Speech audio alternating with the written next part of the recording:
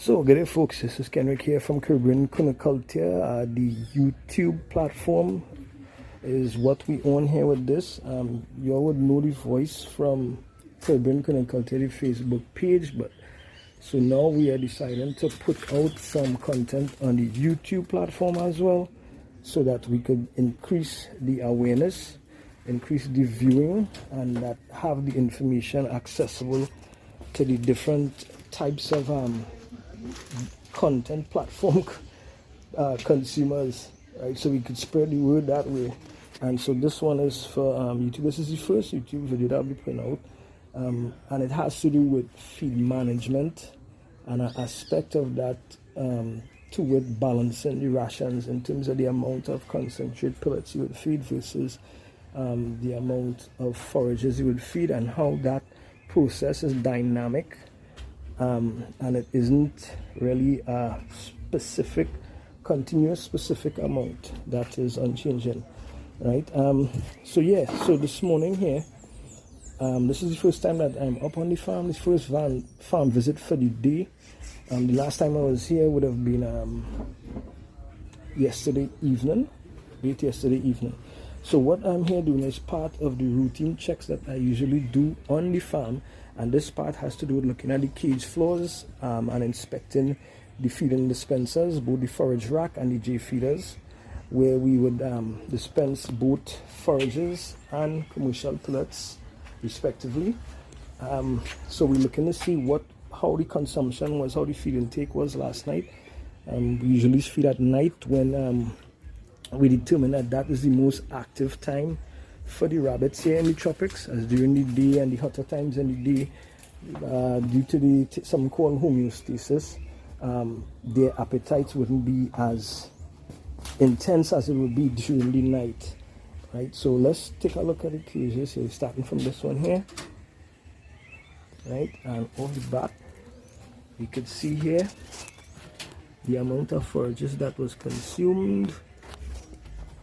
Sorry about that, my finger getting way there, right? So we can see the amount of forages that was consumed here last night, right? As well as we take note that all the commercial concentrates are not there. They are gone, they were consumed, and this amount of area here that is empty, this entire area would have been usually filled and packed. It is empty, and so this is what remains of the forages, which is not too bad. I would, however, like to see it a little less than this, right? Possibly there's some remaining here, trapped in the J feeder troughs, right? And this probably reduced as well.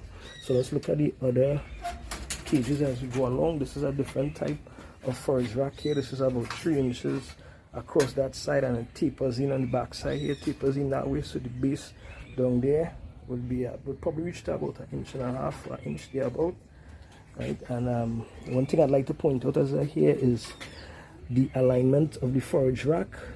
It is in alignment with the J feeder trough, so that in so doing, when they pull stuff from here to feed, any falling debris from that drops right there. As you can see here, this is where all this would come from, and the cage floor will more or less be kept clean, right, with no debris really there. So that reduces the labor, as well as it saves on the wasted feed as well, right? Though you do have some waste as well, right? Getting back to the point at hand here, this is what we're looking at. This is not bad at all. All that would have been consumed, as well as all the commercial concentrate pellets gone. So let's look at another J and forage combination feeder, right? You see it again, all this gone, right? As remain there, and concentrates all consumed. And as we go again, this is nice, this is really acceptable here. More or less all is gone. Guess what remains here? Negligible, and what remains here also negligible. So this was a decent consumption, right? This would have been possibly about 80 grams, about 80 grams or so of concentrates here, right? And that was well consumed together with the forages, so that's acceptable for me. Now here we have an issue. Here we can see all the concentrates going. But look at the forages. Now this is where a lot of the pet farmers, I'm not picking on you pet folks, but most of the pet farmers and some backyard, even commercial farmers, may tend to want to get emotional and personalize the situation here. Because as you can see, all the concentrates going, but this is what remains here. So what they would say is that, what they would perceive this as, that the livestock bunny over here, who would usually have a name, let's call her Betty per se, right? Betty here doesn't like forages. So what we would do is increase the concentrates so that Betty here has a belly full and that she would not starve, as it appears that she has starved here because she only eat all the concentrates and she didn't eat as much forages. This is a mistake. It's a mistake that you tend to make based on the fact that you would personalize the livestock and not really understand the dynamics of feeding and feed management. What this means actually here, right, because the rabbit will still be hungry, what this actually means is that you should, in reverse, you should reduce the amount of concentrates, because her hunger during the night would be the same. She would have a hunger, and to fill it, once these pellets done, she will start consuming more of the forages, which is what you want, because that commercial concentrate pellet for us here in the Caribbean is exactly what it states it is. It is not a completely balanced ration and was never intended to be so. It is, however, a concentrated feed, which is actually supplemental and not mainstay. It supplements for the lack of carbs and proteins that the forages would not be able to provide.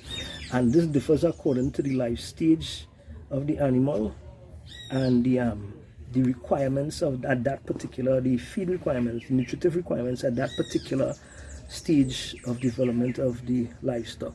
It would differ from buck to gestating doe, etc., etc. Right over here, as I look here, you see this, she consumed more or less all the forages. That is what remains. So this is a sweet spot for me, which means that she had the amount needed to fill that hunger, the correct amount of commercial concentrate and the correct amount of forages. So what you find that going forward, I may tend to decrease in this. This might be reduced to about 40 to 50 grams, and pay attention and observe and see and adjust accordingly. So this is why I say the feeding aspect, the balancing of the ration, the concentrates to forages here in the Caribbean, right, is something dynamic and it is always changing. So we always have to be paying attention to it. As I hear one time, we could notice, I just noticed this across here. See if I could zoom in on this.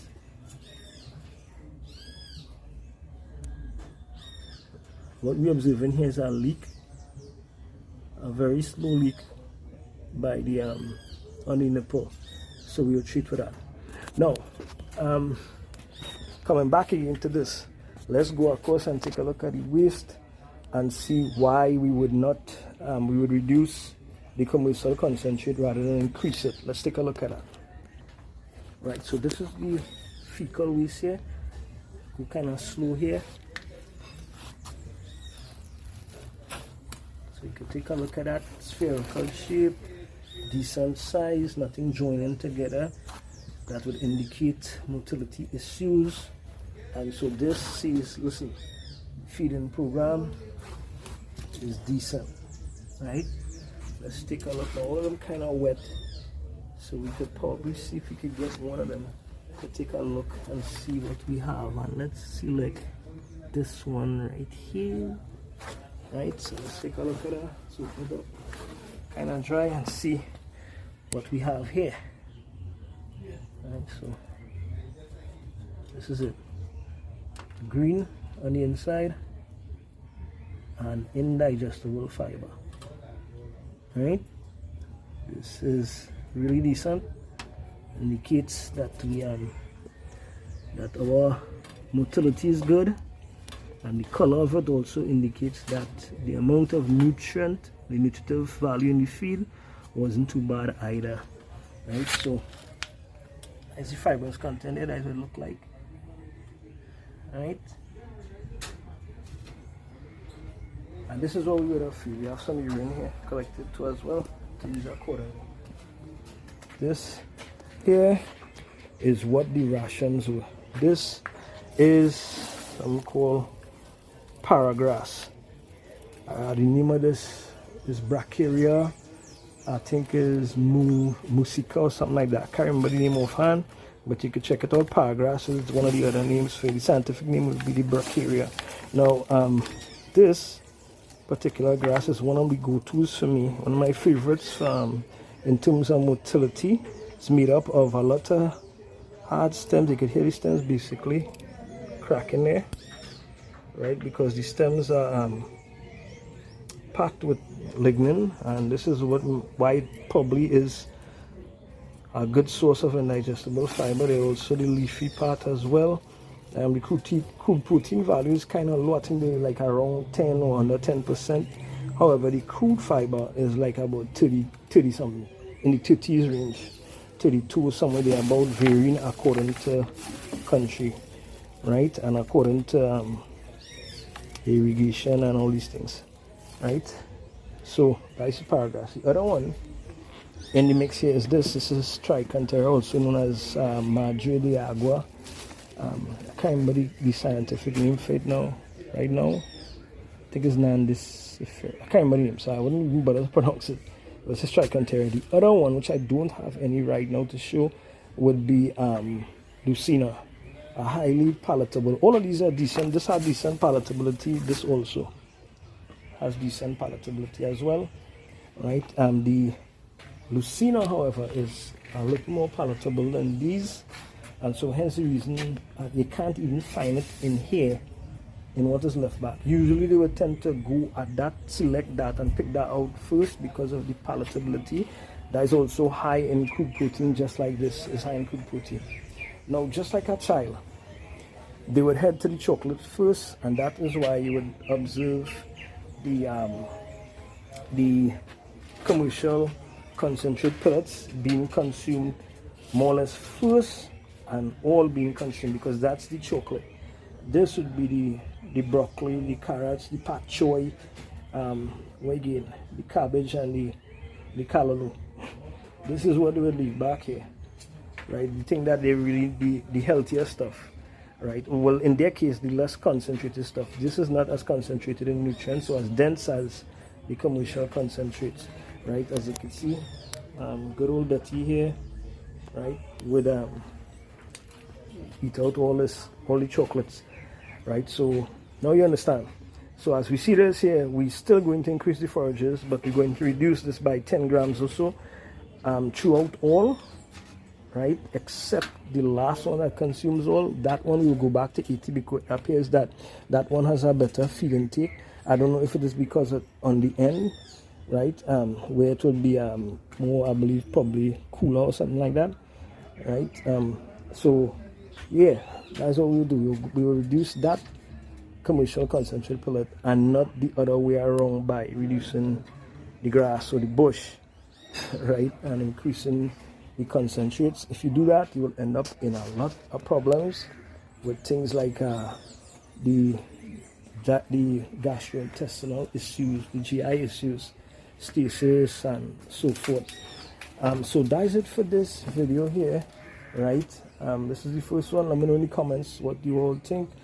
Some of you can let me know if you ever use these grasses that I had shown you before as forages, right? Or what grasses you use, depending on what part of the Caribbean or tropical country you are in, right? We'll be really interested and glad to know what is being used in the other islands and how the performance has been with that, right? So thanks for taking in the content, and you'll see me on the next video, right? So